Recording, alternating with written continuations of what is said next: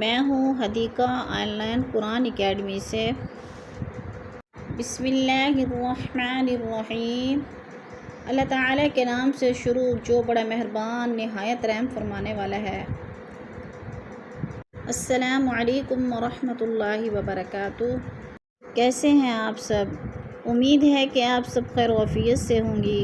اللہ تعالیٰ ہم سب کو ایمان و تقوی کی بہترین حالت میں رکھے، آمین یا رب العالمین۔ سبق شروع کرتے ہیں۔ اعوذ باللہ من الشیطان الرجیم، بسم اللہ الرحمن الرحیم۔ زعم الذین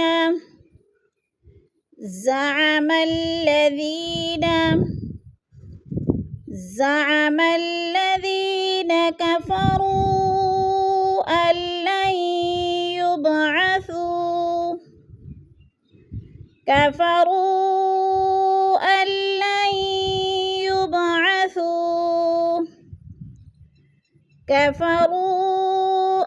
لن يبعثوا قل بلى وربي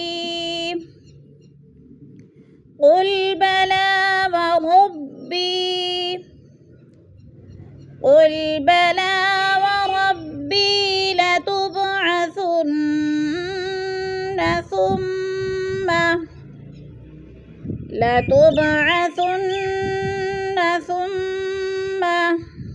ثم لتنبؤن بما عملتم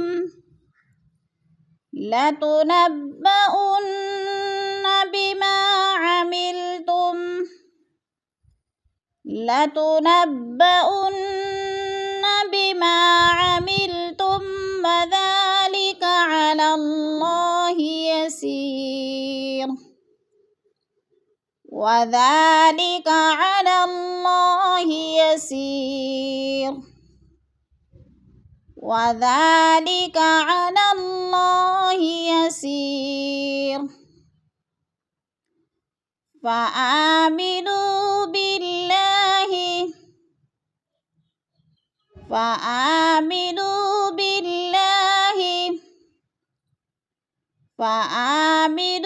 بالله ورسوله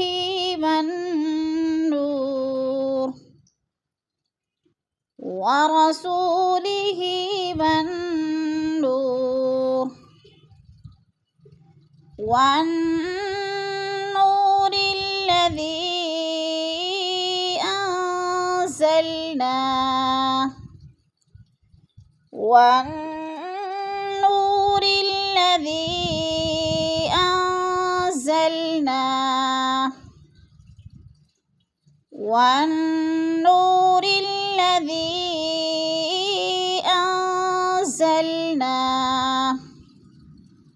والله بما تعملون خبير۔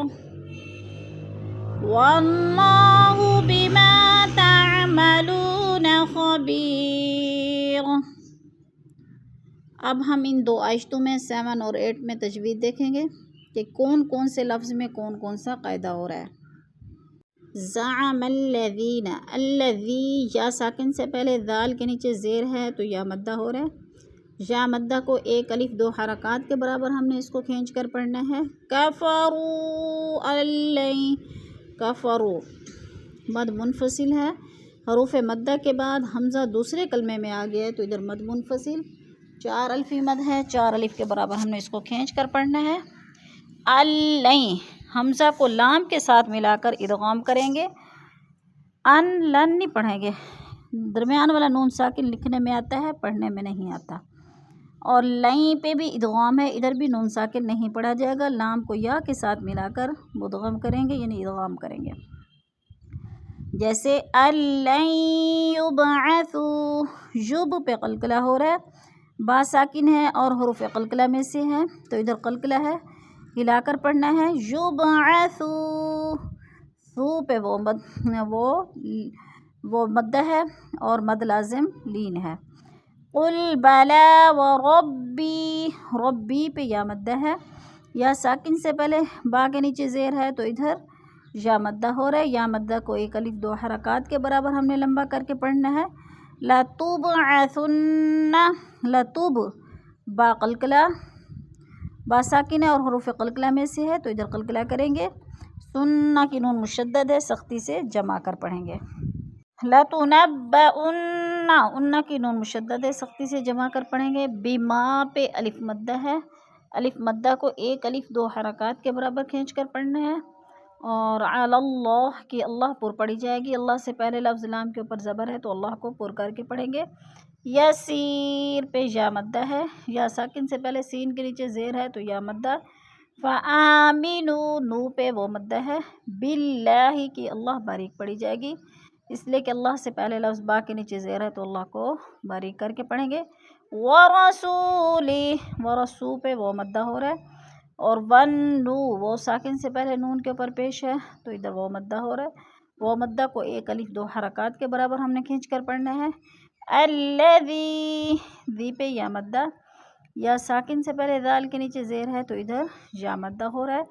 انزلنا، یا مدہ بھی ہے اور مد منفصل بھی ہے کیونکہ حروف مدہ کے بعد حمزہ دوسرے کلمے میں آ گیا ہے تو مد منفصل۔